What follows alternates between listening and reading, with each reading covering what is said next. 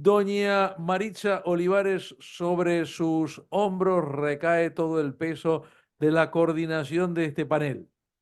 Llamo, por favor, para que me acompañen a nuestra querida amiga Laura Matus y a nuestra querida amiga que me dio una gran alegría vislumbrarla, doña Francisca Constanza Rodríguez, que hace mucho que no la veía también. O sea, dos amigas que hace mucho que no las veía. Qué alegría verlas, qué alegría que estén aquí.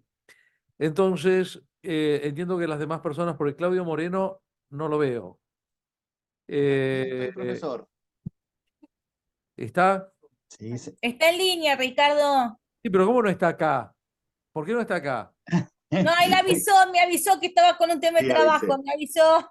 Ah, bueno, porque usted, sinceramente, Claudio, me lo esperaba encontrármelo acá, no por el Zoom. El Zoom para la gente de lejos. Pero muy bien, entonces le paso la palabra. Sería interesante que nos manejáramos, nos siguiéramos manejando con más o menos 10 minutos.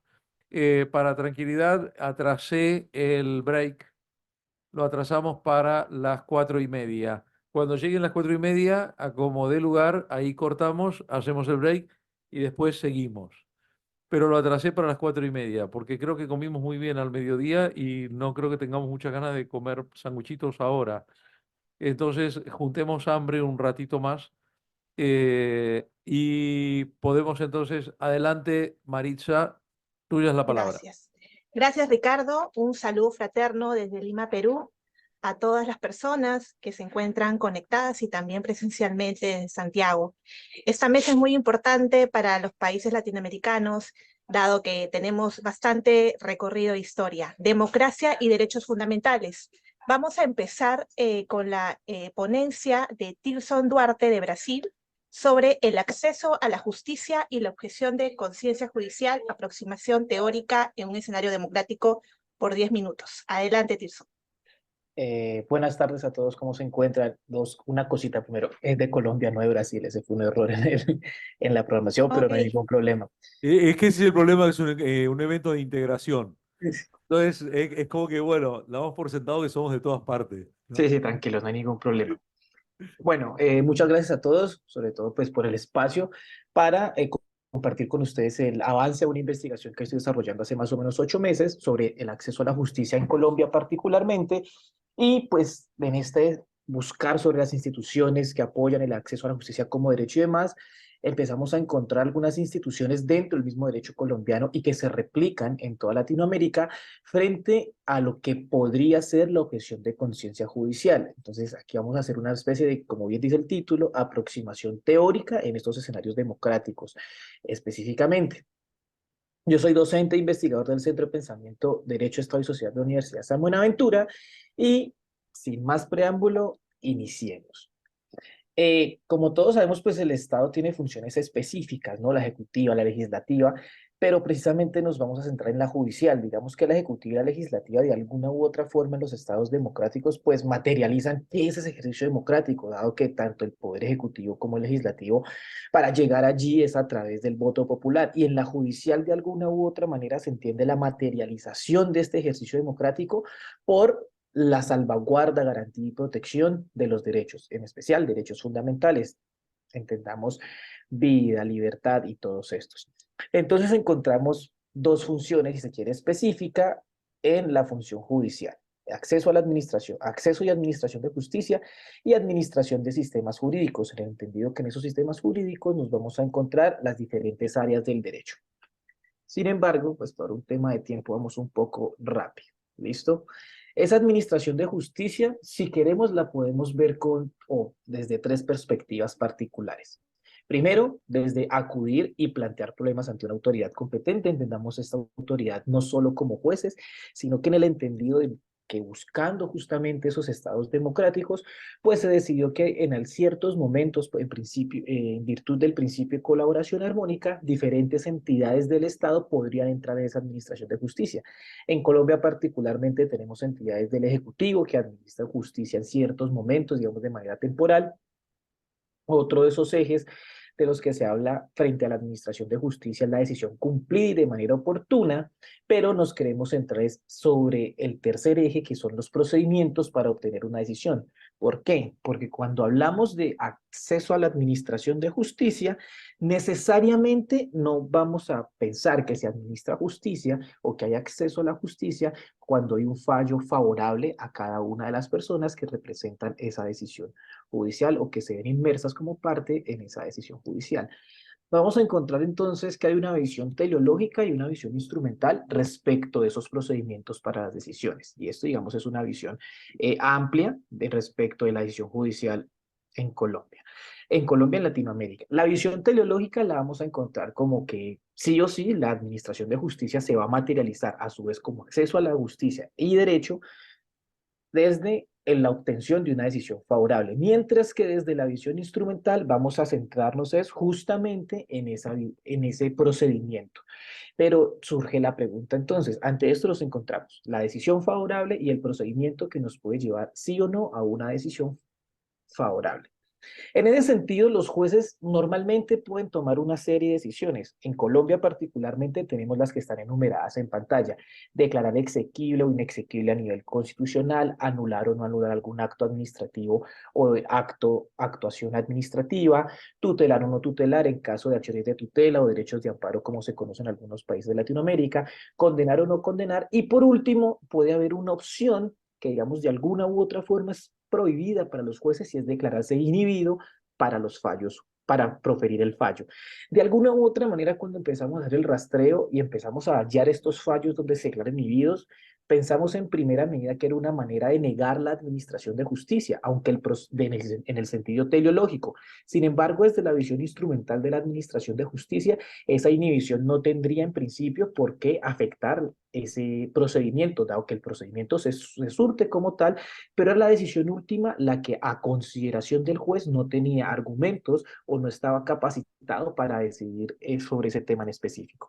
Aparece allí entonces este concepto que creemos desde quienes estamos investigando en este proyecto, puede ser esencial para entender ese tema de los fallos inhibitorios y excepciones respecto de la rama judicial o de la función judicial. Encontramos entonces los conceptos de desobediencia y objeción de conciencia, entendiendo la desobediencia desde David Thoreau como un acto público, no violento, consciente y político contra la ley, cometido habitualmente con el propósito de ocasionar un cambio en la ley o en los programas de gobierno. Quedémonos con esa de Thoreau inicialmente y después frente a la objeción de conciencia, la Corte Constitucional colombiana de alguna manera lo ha abordado como la negativa a acatar órdenes, leyes o realizar actos o servicios invocando motivos éticos o religiosos. En la objeción de conciencia aparece como un derecho a oponer excepciones al cumplimiento de deberes jurídicos. Pensemos entonces que el deber del juez es proferir un fallo.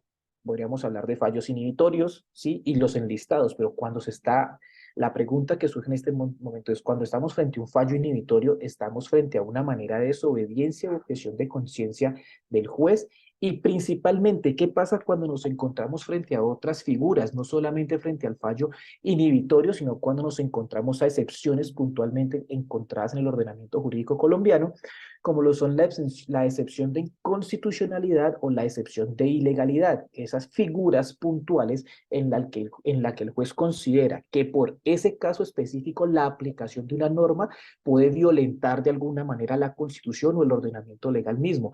Nos encontramos en ese caso aplicando esas excepciones frente a un caso de desobediencia u objeción de conciencia por parte de los jueces.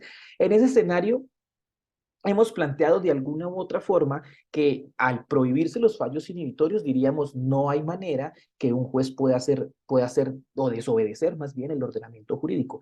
Sin embargo, estas figuras de la excepción de inconstitucionalidad e ilegalidad son puntuales, la excepción consagrada como un instrumento de la justicia constitucional y la excepción de ilegalidad siquiera planteada en la Ley 1437 del 2011, conocida acá en Colombia como el Código de Procedimiento Administrativo y de lo Contencioso Administrativo, donde de alguna u otra forma lo empezamos a encontrar como la manera en que el juez definitivamente ante una decisión administrativa puede inaplicarla dadas las afectaciones. Se encuentra entonces que en temas de excepción de ilegalidad no es que se cometa desobediencia civil, porque de alguna u otra manera se está tomando el parámetro de la Constitución como el parangón para no aplicar una norma. Sin embargo, no pasa lo mismo con la excepción de inconstitucionalidad, porque en este son fundamentos propios del juez que debe, si se quiere ejercer hacer o realizar un ejercicio superior de argumentación para determinar el por qué esa norma específica está en contra de la Constitución Tirson, te política van de Colombia. quedando 2 minutos. Sí, tranquila que ya llegamos a resultados y conclusiones parciales. Encontramos en lo que va de la investigación, como digo, aún está en curso, que el acceso a la justicia es un derecho humano y este derecho humano es el más fundamental en el entendido que a través de él se accede a los jueces y es el primer escalón para la materialización de otros derechos. Eh, Desobediencia y objeción de conciencia en el ordenamiento jurídico colombiano son una permisión, son una prerrogativa que tenemos los particulares, no siendo así para autoridades específicas. Sin embargo, lo que hemos logrado rastrear es que se puede configurar como tal justamente a través de excepciones como la de inconstitucionalidad y de la ilegalidad, y esto de alguna u otra manera afecta disciplinariamente su aplicación o errónea aplicación a los funcionarios judiciales. Por último, estas creo que puse algunas referencias que fueron usadas para el desarrollo de lo que va de la investigación hasta ahora. Muchísimas gracias. Gracias, Tirson. Gracias por tu excelente exposición y también por el cumplimiento del plazo, del Por tiempo de favor. exposición. Bueno, vamos a continuar esta mesa dándole pase a la doctora Verónica Lescano, de Argentina, quien va a tocar el tema la democracia como derecho fundamental desde una perspectiva de género histórica. Adelante, Verónica. Gracias, Marisa, ¿cómo estás?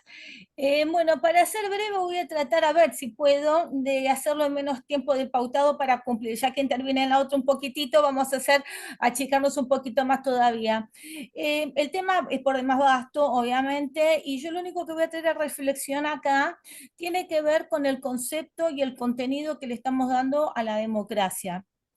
Porque la realidad, tal como podríamos analizarlo políticamente, es que se está haciendo tal vez mucho hincapié en la democracia como forma de gobierno, entonces podemos rápidamente verle fallas, vacíos, debilidades, no alcanza, literalmente no alcanza, y recuperar un poco un concepto muy antiguo que ya un historiador y un politólogo argentino, Mario Justo López, había recuperado, que era como estilo de vida, como forma de convivir.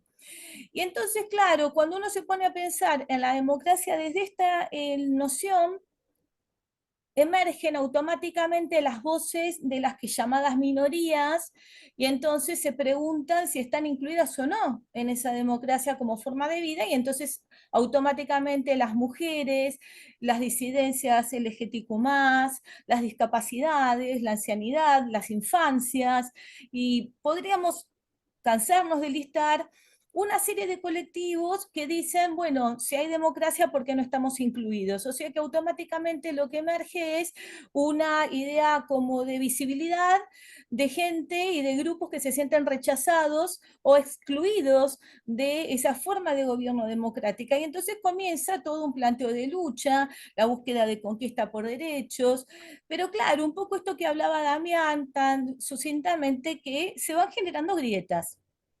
Y esas grietas, la pregunta es hasta dónde son divergencias, hasta dónde son cambios o diversidad de miradas, y hasta dónde son oposiciones, antagonismos y enfrentamientos. No es lo mismo que yo me considere un opuesto complementario a que me considere un antagónico, por la sencilla razón que un oponente complementario enriquece, entonces estamos dentro del contexto de la diversidad, y un antagónico es algo que tengo que exterminar, que excluir. Entonces, de repente la grieta, de acuerdo al criterio donde yo me pare de la diversidad o de la exclusión, se va profundizando y va generando bandos, bloques, y esto conflictúa mucho de un modo que ya no es el conflicto intelectual o como puede ser planteado desde el criticismo, sino que empieza a ser un obstáculo para la convivencia. ¿Por qué? Porque el rechazo, la no aceptación de lo distinto, va generando facciones. Y entonces, claro, acá ya la democracia es muy difícil sostenerla. Entonces, automáticamente, como que uno escucha en el medio como humor social, bueno, la democracia está debilitada, falla, no alcanza, no llega, y es necesario otro tipo entonces de ideas, otro tipo de respuestas. Y en vez de pensar o de buscar sobre el diálogo, sobre la convivencia, se considera mayormente que es lo que estamos observando en la región y en nuestro país ni hablemos, que entonces se opta por elegir, valga la redundancia, por buscar una respuesta dura, una respuesta sesgada, una respuesta autoritaria, una respuesta de la orden. No se sustituye el diálogo y se empiezan a dar órdenes, se empiezan a excluir, a limitar toda la historia de los derechos fundamentales, de las dignidades, de los derechos humanos, empiezan a colapsar. Entonces yo en este contexto, muy así, a muy grandes rasgos, como para centrar el concepto que quería traer y proponer pensar, es el concepto de la democracia de género. La democracia de género en sentido estricto es un concepto que se rechaza a sí mismo, ser un concepto, emerge en la década del 90 por el lado de Australia, por el lado de Alemania, y tiene que ver con empezar a mirar a la democracia como estilo de vida, ¿no? Recuperando increíblemente, yo no sé si leyeron a Mario Justo López o no, pero recuperan esta idea de la convivencia dialógica. Entonces, en la convivencia dialógica, esta democracia de género no es tener más mujeres, un poco Flor antes planteaba que eran más de 280 y tantos años que necesitaríamos para poder equiparar de alguna manera hombres y mujeres en cargos y en visibilidad, ¿no? De alguna manera muy a simplificada vista.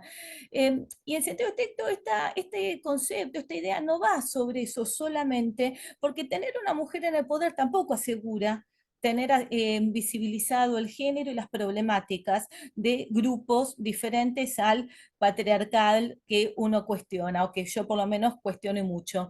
Tiene que ver con crear otro tipo de mirada. Yo en esto recupero un poco a Marcos Tulio cuando hoy a la mañana planteaba una serie de factores que él medía para qué pasaba con la gente que estaba a favor de un golpe de Estado, un gobierno dictatorial, y él terminó cerrando su idea diciendo, bueno, si bien no puedo avanzar sobre la estructura conclusiva, pero viene por el lado de la educación.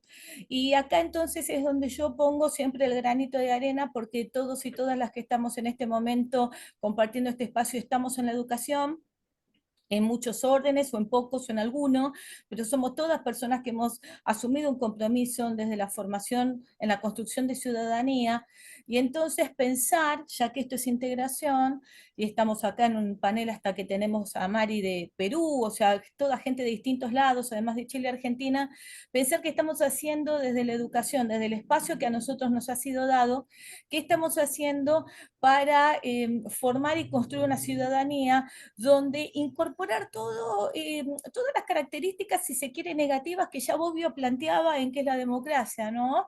Ni cómo hacer la democracia, los vicios, la corrupción, las carencias, todo plantearlo, está dentro, la conflictiva está dentro, debe estar adentro de cualquier sujeto, de cualquier entidad, pero el modo de vida tal vez no nos sale naturalmente o mayoritariamente convivir de buen grado, escucharnos, dialogar, y tal vez es en eso en lo que tenemos que hacer el espacio, y tenemos que dedicarnos más, tal vez además de dejar de lado los códigos y hacer más de cine, más de televisión, como le gusta a Ricardo, en hacer un espacio más grande a qué es dialogar, a qué es interactuar, a qué es acordar en la diversidad. Entonces les dejo presentado esta idea, es una reflexión nada más, la sigo mañana, en la otra vamos siguiendo así, pero pensar desde la integración jurídica, qué estamos haciendo nosotros y nosotras como educadores, como formadores en la construcción de ciudadanía, si realmente estamos trabajando para ampliar el estilo de vida convivencial, o tal vez sin darnos cuenta, pero también nos estamos sesgando, y en ese sesgarse estamos mostrando algo que la gente ve, porque a la larga somos referentes, para bien y para mal somos referentes, somos gente que somos vistos y vistas, y entonces, bueno, atender un poquito más a esta pauta para realmente alcanzar una convivencia más armónica. Por más idílico que suene, ya me han dicho que es demasiado utópico, pero bueno, vaya mi propuesta para este panel. Gracias, Mari y los chiquis. Gracias, Verónica. Gracias. Justo está en sala el doctor Gustavo Somoza. Gustavo, buenas tardes. Tal. Te cedo la palabra Bueno, para que puedas presentar a las siguientes ponencias. Bueno, ante todo, disculpen, problema de conectividad como corresponde. Aparte porque estoy acá en la Facultad de Derecho, es decir, porque digo, voy a estar en un lugar más tranquilo, porque mi oficina más o menos es la sucursal del Anticielo, así que bueno, vengo para acá, pero mucha señal no tengo, así que bueno, ante todo, muchas gracias a todas y todos por permitirme participar de esta actividad, a los organizadores, y un placer realmente, y un placer compartir directamente la presentación acá con la distinguida colega de Perú, Maritza Olivares Navarro. Un gusto, Maritza. Y, Un gusto, Gustavo. bueno, y la próxima persona que va a hablar es una persona que creo que está ahí en la sala, que es Laura Matus, de Chile. Corríjame si estoy equivocado. Lo cual es un doble placer por participar de este evento y segundo por presentar a Laura, a la cual le tengo un gran afecto personal y un gran respeto y admiración profesional, por lo cual realmente es un placer presentarte. Vas a dar una ponencia que me parece bastante interesante también, que es implementación del teletrabajo de una perspectiva de género. El tema del teletrabajo, que es algo que irrumpió en nuestras vidas, queriendo o no queriendo, pero que en realidad es una realidad incontrastable, que genera conflictos en diferentes lugares y que los diferentes países han legislado de diferente manera. A veces bien, a veces mal. Entonces, realmente creo que nos va a permitir reflexionar en las palabras de Laura cómo está esta situación y evaluándolo también con una perspectiva de género. Laura, te paso la palabra y un gusto como siempre. Muchas gracias, Gustavo. Un gusto también. Y bueno, muchas gracias por la posibilidad de estar acá. Para mí es un gusto poder compartir con ustedes. Va a ser difícil intentar hablar todo lo que quiero decir en 10 minutos, pero voy a hacer el mejor de los intentos. Bueno, como todos sabemos, el teletrabajo nació en la década de los 70, pero no fue sino con la pandemia del COVID-19 que se implementó de una forma apresurada, obligada, con cuarentena. Fue bastante traumático, la verdad. Y creo que particularmente fue traumático para las mujeres, porque es muy difícil para una mujer conciliar la vida familiar y la vida laboral, particularmente tomando en cuenta que en países como en Chile, la gran carga de la vida familiar la tenemos las mujeres. Hay tres aspectos que quiero meterme de lleno en ellos para alcanzar con el tiempo. El primero es el medio ambiente de trabajo, luego las condiciones de trabajo y finalmente cuáles son los riesgos laborales propios del teletrabajo y qué medidas propongo para minimizar estos riesgos.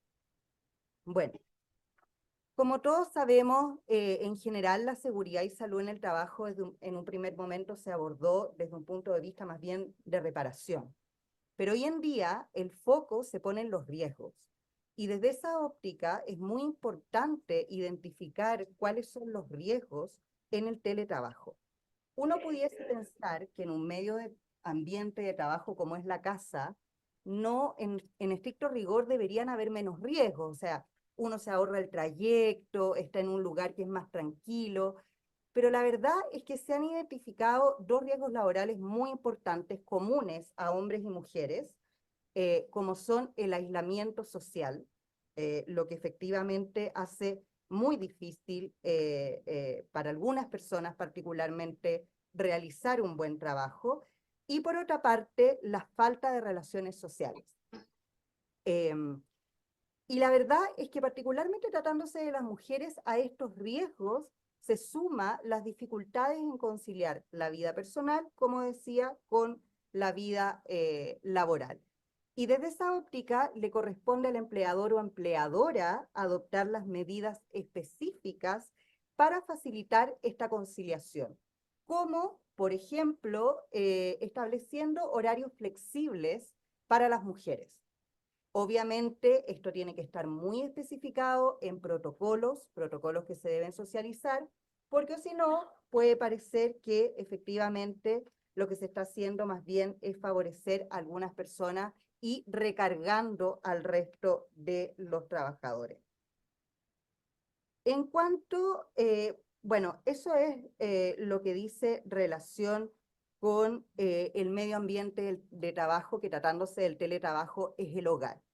Pero otro tema importante, relevante tratándose del teletrabajo, son las condiciones de trabajo. Es decir, todos aquellos factores que influyen en el bienestar físico y mental de los trabajadores. Por ejemplo, una remuneración adecuada y el cumplimiento de los tiempos de descanso. Tratándose del teletrabajo, la verdad es que el cumplimiento de los tiempos de descanso es muy dificultoso, porque por una parte las TICs, las tecnologías de la información, facilitan el que la persona esté siempre conectada, lo que finalmente es el riesgo para el trabajador o trabajadora que no se desconecta, y para el empleador o empleadora que la tiene a su permanente disposición, por así decirlo, y se siente con el derecho de efectuar solicitudes a horarios completamente inadecuados.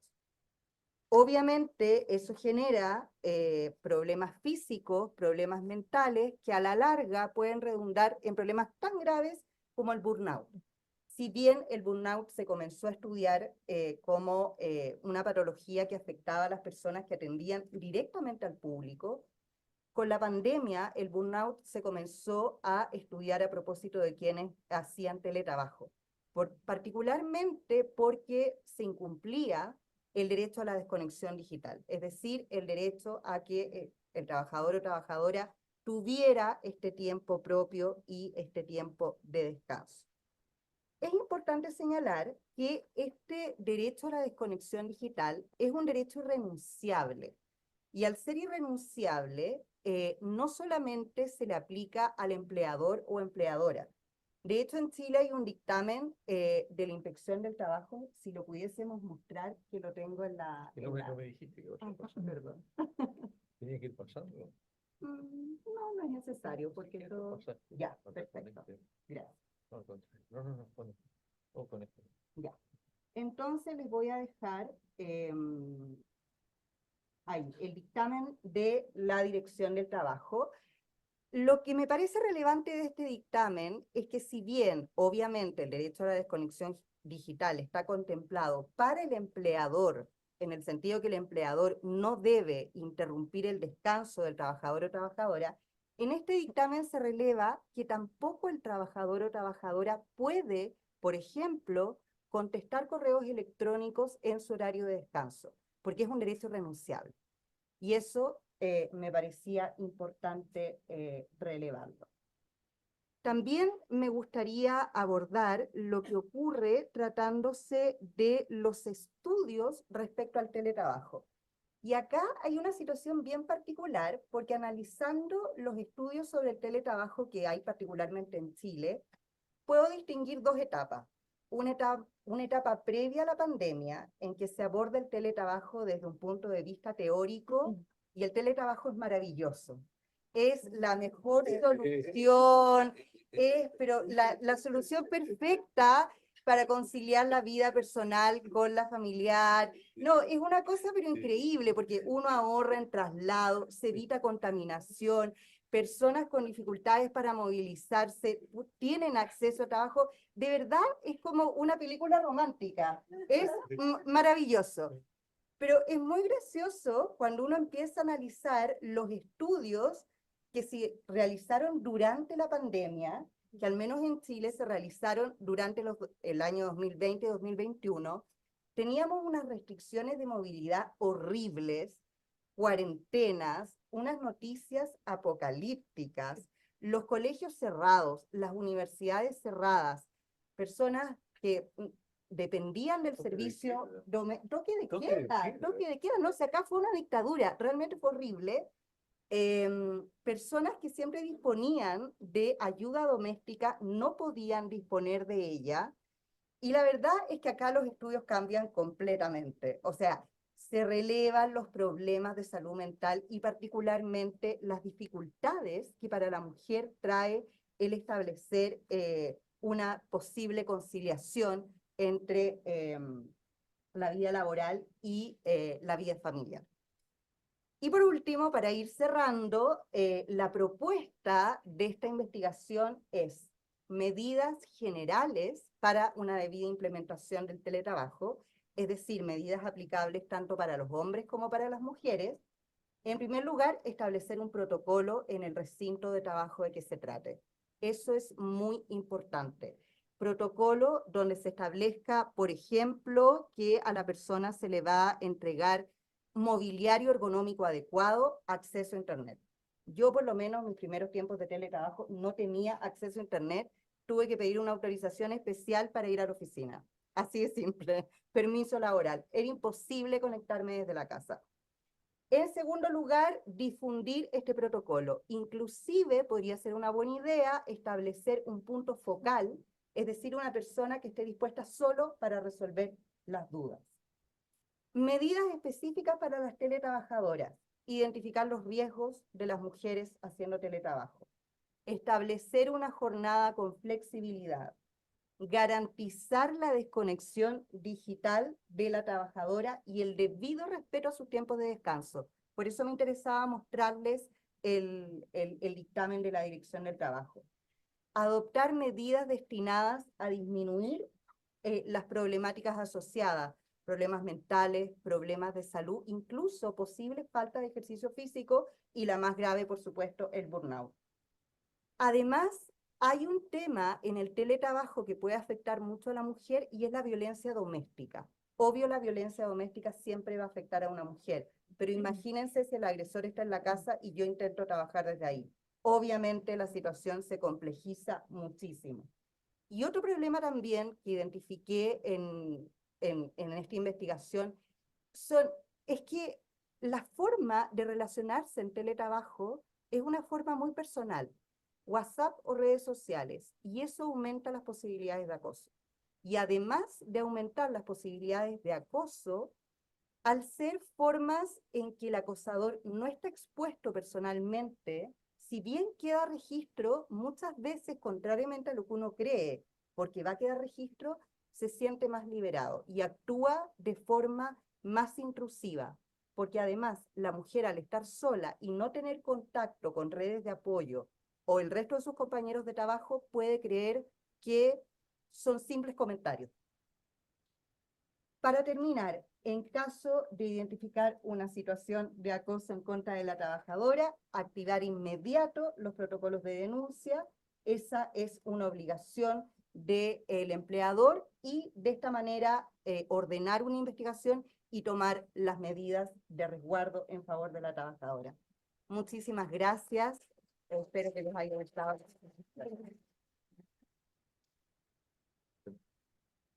Excelente. Para decir mucho más. Pero Bueno, muchas gracias, Laura. Muchísimas gracias. Muy interesante. Seguramente después va a haber alguna pregunta para un nuevo debate sobre el tema en función de la exposición que vos tan brillantemente diste. El próximo expositor que tengo yo es el Claudio Moreno, también de Chile. No sé si está presente, Claudio. Aquí Claudio. estoy, no sé si me ven y me escuchan bien. Muy bien. Perfecto, fuerte y claro. Bueno, ante todo un gusto, Claudio. Y Igualmente. tu tema, la ponencia tuya, habla sobre democracias futuristas, te preguntas, la crisis de la teoría democrática y la subjetividad jurídica tradicional en un mundo de cambio climático, derecho animal e inteligencia artificial. Bastante interesante en cuanto a temas desafiantes y totalmente actuales. Te dejo la posta y enhorabuena para desarrollar tu ponencia. Muchas gracias.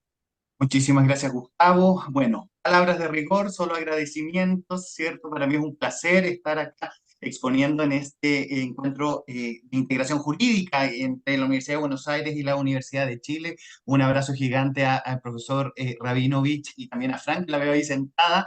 Y por supuesto un beso y un abrazo enorme a mi querida profesora Vero Lescano, que coincido con las palabras del colega anterior, que es luz y guía para muchos de nosotros. Ahora, como tengo un tiempo bastante acotado, voy a tratar de ser sintético y abordar esta me he planteado una enormidad de temas, pero mi intención es generar, más que respuestas, cuestionamientos con miras a repensar lo que nosotros entendemos por democracia el día de hoy, pensando en constituciones futuristas. La verdad es que si bien este es un congreso que tiene como miras ver lo que ha pasado históricamente, no es menos cierto que también mirar al futuro, cierto, lo que se nos podría eventualmente venir, es precisamente, creo que incluso una medida de salvaguarda por los tiempos que hoy día estamos viviendo. Y parto diciendo, ¿cierto? Bueno, me empiezo a preguntar qué es realmente la democracia. Y yo coincido con la profesora Lescano en que este concepto de solo verlo como forma de gobierno ya nos queda un poquitito cortos. Es necesario volver a la sociología, ¿cierto?, de la democracia y verla también, ¿cierto?, como un estilo de vida, y así lo plantea también el profesor Verdugo acá en Chile. Porque en realidad, ¿cierto?, los principios de separación de poderes, principio de legalidad, supremacía de la Constitución, participación ciudadana y etcétera, en realidad están pensadas única y exclusivamente en la persona humana. Pero desde esta lógica de pensar en democracia futurista, ¿sí? Y este concepto de abrir la mente lo he aprendido sin duda en Buenos Aires, en que yo creo que a esta altura ni Netflix lo puedo ver tranquilo sin terminármelo todo, llega un punto en el cual me pongo a pensar, ¿cierto?, si es realmente esta visión tan antropocéntrica de los textos constitucionales, es decir, solo centrados en la persona, no se estará quedando chico también frente a otras categorías, díganse animales fundamentalmente, y por supuesto inteligencia artificial, que a mí me genera la inquietud de que de pronto podríamos repensar esta visión antropocéntrica de los textos constitucionales y directamente entender que el ser humano, así como lo dijese Aristóteles en su momento, no solamente existe, sino que coexiste, y coexiste hoy con animales, que lo ha hecho siempre, pero también con robots. Entonces, y eso va a pasar en algún momento. Entonces, en esa línea de acción es que los invito a reflexionar acerca de quién inventó el derecho era solo para el hombre. Y por supuesto, el Zoom politicón de Aristóteles, voy a hablar bastante rápido esta parte, nos lleva, ¿cierto?, a un derecho lleno de ficciones. Y convengamos también que el derecho no es neutro, el derecho es una fotografía social de un momento histórico determinado. ¿Correcto? Y en ese orden de ideas, siempre en la fotografía hemos aparecido nosotros como los protagonistas, como el creador de la norma jurídica, el protagonista de la misma y por supuesto el beneficiario de la norma. Pero no olvidemos que el derecho está lleno de ficciones. De hecho, nosotros inventamos que una persona de 18 años, ¿cierto?, no es lo mismo que una de 17. Eso, nociológicamente, no es cierto. O sea, no cambia nada la noche que tú cumpliste 18 años a la noche anterior en que tenías 17, y sin embargo despertaste y eras absolutamente capaz de ejercer todo tipo de derechos. Eso es una ficción. O lo mismo, ¿cierto?, respecto a que la subjetividad jurídica comienza desde el nacimiento y termina en la muerte. Eso también lo inventamos nosotros. Como también inventamos nosotros la presunción, ¿cierto?, de que el derecho se presume conocido por todos. Bueno, todas estas ficciones, ¿cierto?, han ido armando y se han ido desarmando también durante el tiempo. Porque antes era perfectamente válido que personas de color blanco o de color negro eran distintas. Eso era perfectamente jurídico, ¿cierto? Hoy día a nosotros nos parece una aberración. Lo mismo la diferencia entre hombres y mujeres. Pero sin embargo, era perfectamente legal. Entonces ahí yo me cuestiono entre si el derecho es realmente un sinónimo de justicia o derecha, o no es lo mismo derechamente lo legal que lo justo. O sea, situaciones que son legales no necesariamente son justas y no necesariamente, ¿cierto?, cubren todas las situaciones del devenir social. Ahora, en ese orden de ideas es que se ha anclado, ¿cierto?, el triada lógica, ¿cierto?, de persona digna, sujeto de derecho. ¿Correcto? Persona, dignidad y sujeto de derecho. Que eso también es una ficción. Ahora, si indagamos en eso, ¿cierto? Este rollo de la persona digna, ergo, sujeto de derechos, a nosotros nos pone en un plano de superioridad, superior a que lo pusimos nosotros, ¿cierto?, frente al resto de las criaturas. ¿Y por qué no solo nosotros tendríamos la dignidad? Por inteligencia, por razón, sobre todo por el libre albedrío, y porque somos lo dice la filosofía, ¿no es verdad?, una unidad armónica y singular. Pero fíjense que ya Locke en su momento también nos llevaba, ¿cierto?, a distinguir entre la sustancia y la identidad, el self. O sea, lo que a nosotros nos hace superiores es el self. O sea, vale decir esta posibilidad de autoconciencia que nos hace disponer de nosotros mismos. Ahora la pregunta, y en ese mismo sentido va la Declaración Universal de Derechos Humanos, que su preámbulo también habla de que los derechos son solo para la familia humana, pero ahora la pregunta es, ¿y si fuera que nosotros ya no somos los únicos racionales, no somos los únicos autoconscientes? Y estoy pensando derechamente en inteligencia artificial en este momento. Somos los únicos capaces de decidir. Entonces, desde esa lógica es que la dignidad, que ha sido una construcción del derecho, y hemos dicho que, bueno, proviene de la naturaleza humana, que también es una construcción, ¿cierto? Hace que yo me replantee este hecho de la posibilidad futura, en las constituciones futuras, ¿cierto?, de deconstruir este concepto de dignidad. Y la salida que tenemos hoy día es que si no es sujeto de derecho, será objeto de protección. Pero siempre en una escala menor, porque ser objeto de protección no te garantiza absolutamente nada. O sea, la naturaleza es objeto de protección en la mayoría de las constituciones, los animales lo son, etcétera, y la verdad es que eso no garantiza que realmente sean efectivamente gozadores o tengan algún tipo de gozo de derecho. Entonces, la pregunta, ¿cierto?, es qué pasa, y aquí aterrizo derechamente sobre derecho animal, que es mis dos ofertas en este trabajo, ¿cierto? Si nosotros decimos que los animales hoy día son seres sintientes, porque fíjate que nos vamos acercando a la dignidad, pero no nos atrevemos a decirla. O sea, decimos tienen dignidad, son sujetos sintientes, etcétera, pero no le decimos sujeto de derecho. O sea, algo pasa que no nos atrevemos, ¿cierto? Ahora, desde esa lógica, ¿cierto?, es que podría ser una posible solución para validar el derecho animal, hacer esta misma distinción que hacemos respecto de las personas, o sea, entre la capacidad de goce, por un lado, y la capacidad de ejercicio. Un niño de 4 años no tiene capacidad de ejercicio, por ejemplo, o un interdicto por demencia. Y no estoy tratando de buscar la posibilidad de entender, ¿cierto?, el cómo los animales han quedado fuera de la subjetividad jurídica. Porque podríamos tener una enorme, ¿cierto?, buena intención, pero al final del día, ¿cierto?, nos prima el bienestarismo. ¿Y a qué me refiero con el bienestarismo? Me refiero, ¿cierto?, al hecho de que nos es más cómodo obviarnos el efecto irradiación. ¿Y a qué me refiero con esto? Si yo pongo a los animales como sujetos de derechos, entonces me imagino, ¿cierto?, que por efecto de radiación constitucional, lo que voy a tener es que una planta de carne, ¿cierto?, o incluso hasta la misma ganadería podría ser considerada tortura. Lo pongo desde esa perspectiva. O es más, me empiezan a generar situaciones como el tema de la igualdad, ¿cierto? ¿Por qué proteger solamente al gallo de la pelea de gallo y no proteger, por ejemplo, los ratones de laboratorio que nosotros masacramos para nuestros experimentos científicos? O sea, se vendría un enorme caudal, ¿cierto?, de situaciones y cuestionamientos tipo bioéticos y tipo jurídicos, ¿cierto?, que al final del día hacen insostenible, al menos al día de hoy, y más conveniente, dejar al animal como objeto de protección. Pero no es eso, o sea, al final del día no es eso, y eso es lo que yo quiero poner sobre la mesa de discusión esta tarde. O sea, al final del día, aplicar la fórmula kantiana de la humanidad, o sea, me refiero a esto de tratarte a ti mismo y al otro como un fin y no como un medio, significa tratar al animal también como un fin y no como un medio. Creo que es un desafío enorme el del derecho animal, que está lleno de buenas intenciones, pero tenemos que atrevernos a la subjetividad, ¿cierto? Ahora, ¿qué pasa con inteligencia artificial? Porque entiendo que ya se me acaba un poquitito el tiempo. Si nosotros decíamos que somos titulares, ¿no es verdad?, de la subjetividad jurídica por la razón, bueno, te cuento que eso podría ser... 2 minutitos, Claudio. Ok.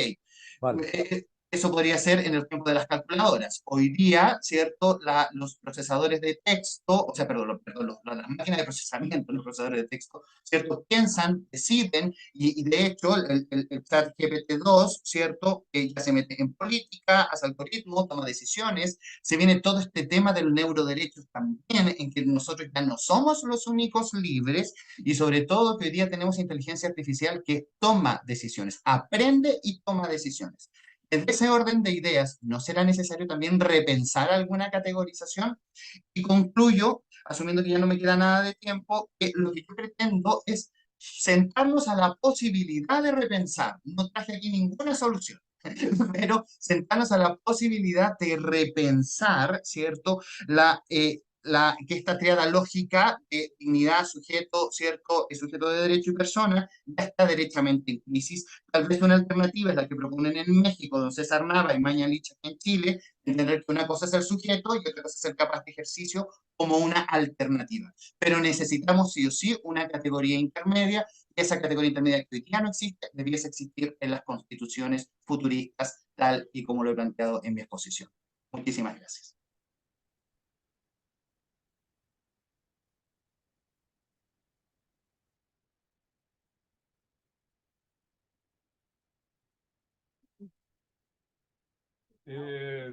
Estás sin micrófono, Gustavo, y la telepatía no nos están dando muy bien últimamente. ¿Ahora se escucha mejor, doctor? Sí. O sea, se escucha. Lo de mejor, sácalo. Bueno, es totalmente subjetivo lo de mejor.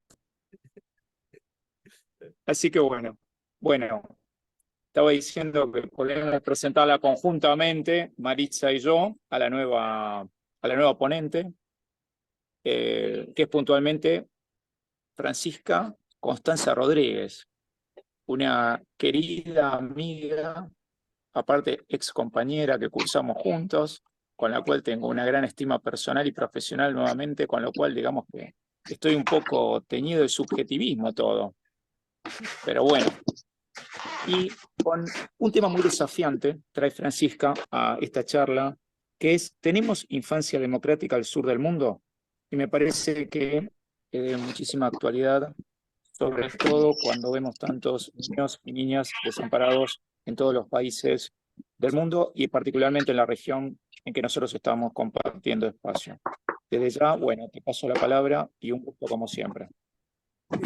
Gustavo, como te gusta decir noticias parroquiales, por favor, te pido de rodillas que apaguen los micrófonos, porque en las últimas exposiciones hubo varias veces interrupciones por ruidos hogareños, ambientales, caninos y demás. Por favor, apaguen los micrófonos, dejen solamente el micrófono de la persona que está exponiendo. Esto incluye a usted, doctor Somoza, ¿eh? Gracias.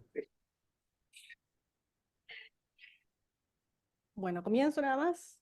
Creo que Adelante. ya Gustavo, ya está. Bueno, muy buenas tardes a todos, agradecida de su presencia, agradecida de esta invitación. Yo voy a tratar de ser muy breve, tengo mi cronómetro para no generar problemas.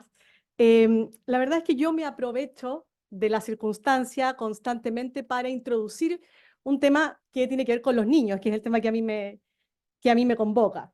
Y se preguntarán qué tiene que ver la democracia con la infancia si los niños no votan. O tiene mucho que ver, la verdad. Y el contexto de la invitación que me hicieron, que tiene que ver con la conmemoración de los 50 años y bueno, respectivo también retorno a la democracia en Argentina y en Chile, es que la Convención Internacional de Derechos de los Niños, Niñas y Adolescentes que tenemos hoy día, que es la gran herramienta que nos permite darles derecho a los niños y niñas y darles esta categoría de sujetos de derecho, precisamente es una consecuencia de la vuelta a la democracia. En ambos casos, en ambos países, existía una necesidad de ganar confianza internacional, puesto que veníamos con una vuelta a la democracia que podía parecer inestable, siempre estaba en riesgo, ¿cierto? No sabíamos si esto iba a resultar o no. En base a eso, entonces, emerge esta ratificación de muchos tratados internacionales de derechos humanos y, entre ellos, gracias a Dios, la Convención Internacional de los Derechos del Niño, Niña y Adolescente. Entonces, relación hay. Ahora, ¿cuál es el problema? Que estamos a 2023. Y la verdad es que yo creo que todos vamos a estar de acuerdo en que la deuda está pendiente, ¿cierto? Y que en realidad, en tema específico de democracia, la participación de niños, niñas y adolescentes es un tema absolutamente invisibilizado. Entonces, ¿cuál es el gran problema? Hay un antagonismo, pero profundo, entre la Convención Internacional de los Derechos del Niño y la ley interna de cada uno de nuestros países, tanto en Argentina como en Chile. Y el segundo problema, como ya lo mencionaba un conocido autor de la literatura, es que tenemos 3 P's de la infancia en las que hemos podido avanzar, pero de una manera bastante somera, y nos falta una muy importante que nos convoca en nuestro tema. O sea, nosotros buscamos a los niños poder protegerlos, poder proveerlos, pero ¿qué pasa con la participación? Entendamos entonces que esta victoria de la democracia de tener una convención que proteja los derechos de los niños, no nos está dando democracia. Sé que hay tautología ahí, pero creo que me explico lo que quiero decir. Entonces yo quiero un poco aprovechar esta instancia para contar por qué. ¿Por qué hay que hacer participar a los niños? Porque me imagino que muchas personas se preguntarán cuál es la necesidad. Y gracias a aquello he podido, en base a investigación, en base a reflexión y experiencia personal, con mi rol de curadora, he podido armar un decálogo. 10 razones les puedo dar de por qué hay que hacer participar a los niños, de por qué es necesaria la democracia en la infancia. Aquí están nuestras 10 razones. La primera razón es que es un derecho jurídicamente establecido. O sea, no es que queramos o no. La verdad es que la Convención Internacional de los Derechos del Niño, artículos 12, 13 y 15, lo que hacen precisamente es proclamar valores democráticos respecto de los niños. Libertad de expresión, participación y el más conocido para todos, que es el derecho al niño ser oído. Son valores democráticos. Por tanto, no es una declaración de meras intenciones, no es que a los que nos guste el tema de la infancia queramos que eso sea así, sino que es ley de la República y además de eso es un tratado internacional de derechos humanos. Segundo, la participación de los niños, niñas y adolescentes permite eficacia de las políticas. Esto tiene que ver con una cuestión de teoría política que yo pude aprender en virtud de mi magíster en gestión de gobierno, que yo creo que muchos de acá compartimos, que es que cuando se aplican medidas en un contexto en que hay participación de los destinatarios de esas medidas, son mucho más eficientes. Entonces, desde esa perspectiva, para poder tener mejoras respecto a la situación de los niños, tenemos que escucharlos y hacerlos participar. Tercero, se reconoce a la infancia como competente y capaz. Mi gran amigo Claudio dijo, claro, puede que no sean capaces de celebrar actos y contratos, lo digo como civilista, pero tienen otras capacidades y dentro de esas, permitir la participación de los niños es un reconocimiento sin duda a esas capacidades. Luego, refuerza la identidad, respeto a la cosmovisión y comunicación. ¿Qué más importante en democracia que el respeto a la cosmovisión y la identidad de cada uno de nosotros y que aquello quede plasmado desde la infancia? Esos son valores democráticos que pueden permitírsele a la infancia desde la participación. Luego, responsabilidad progresiva sobre lo individual y lo colectivo. Entender que los niños, niñas y adolescentes pueden tomar decisiones, que esas decisiones tienen consecuencias y que esas consecuencias no solo lo afectan en su individualidad, sino que también en lo colectivo, la conciencia de lo colectivo. Luego, mejoren sus condiciones, que son distintas a las de los adultos. Claro, los políticos, los docentes, nos ponemos los lentes del adulto para hablar de la solución a los problemas, que pueden tener los niños. Pero tenemos que ver qué piensan los niños, porque su situación es muy distinta a la nuestra. Entonces, lógicamente, cuando la solución viene desde afuera, también hay una menor posibilidad de que tenga éxito. Además, vivenciar el camino de la participación como motor generador de cambios. En Chile hubo estallido social, para quienes, bueno, estamos aquí, somos chilenos y para también los latinoamericanos que nos acompañan. Y nos llamaba mucho la atención ver a jóvenes destruyéndolo todo, nos llamaba mucho la atención las formas en cómo ellos se expresaban, y la verdad es que pienso que una manera interesante de enseñarles a nuestros niños, niñas y adolescentes que el motor de cambio puede ser a través de la vía pacífica es precisamente enseñándoles de democracia desde que son pequeños. O sea, tampoco, si nunca se les ha escuchado, si nunca se les ha permitido participar, ¿cómo van a saber que esa es la forma para poder lograr algún tipo de cambio o de mejora en su situación? Luego, exige educación. Esto es lo mejor de todo, porque aprovechamos este espacio de participación de niños, niñas y adolescentes para cumplir con un imperativo, con un derecho deber, que es el derecho a la educación. Para que ellos puedan participar, tienen que estar educados, informados. En Chile tenemos una crisis porque la educación cívica es una cuestión de tiempos prehistóricos en nuestra educación, lo tienen absolutamente relegado y las consecuencias las estamos viviendo. Como número 9, potencia el pluralismo y el respeto por el otro, valores también propios de la democracia en cualquier parte del mundo. Y finalmente, es el mejor medio para la formación de una ciudadanía consciente de los procesos democráticos. Aquí ya me puse adultocéntrica, porque los 9 puntos iniciales tienen que ver con mejorar a los niños y niñas hoy y su situación. Pero el punto 10 tiene que ver con cómo aquello también es servil a nuestra sociedad adulta. Nosotros tenemos voto obligatorio, al igual que Argentina, y eso ocurre, entre otros factores, porque no les enseñamos a los niños, niñas y adolescentes la importancia de la democracia y la importancia de participar. Entonces, ¿qué pasaba en Chile? Que teníamos votaciones, la verdad, con una participación mínima. Eso obligó a, como Chile es un país de tradición legalista, ley, voto obligatorio. Pero aquello perfectamente puede mejorarse enseñándoles a niños, niñas y adolescentes de participación y de democracia. Soluciones, bueno, múltiples soluciones. La verdad es que cuando yo les comento, les quiero plantear el tema de la participación de los niños, no les estoy diciendo que los niños tienen que votar. Entendemos que existe una autonomía progresiva que está inclusive reconocida en la Convención, que tiene que ver con la madurez de cada niño y niña y que aquello también le va a ir permitiendo ejercer ciertas facultades. Pero la democracia se vive en todo orden. La participación se vive en cada una de los temas que rigen la esfera de interés de un niño, niña o adolescente. Por tanto, primero, quiero aprovechar esta instancia, sé que me quedan 2 minutos, para hacer un llamado a educadores, hacer un llamado a abogados con sensibilidad educativa, hacer un llamado a personas con puestos de poder que se interesen por este tema y que desde nuestros lugares comencemos a hacer avances respecto de la participación de los niños, niñas y adolescentes. Cuando la Convención habla del derecho al niño a ser oído, esto no es letra muerta, esto no es declaración de intenciones. Entonces, desde nuestros lugares, todos podemos realizar una mejora en beneficio de la protección de este derecho. Segundo, necesitamos pedagogía participativa. Los niños están en un ambiente escolar y en ese ambiente escolar tienen derecho a opinar respecto del proceso formativo, a opinar respecto de las evaluaciones y a ser escuchados. Mi propuesta no es que los niños decidan todo, mi propuesta es escuchemos a los niños porque tienen mucho que decir.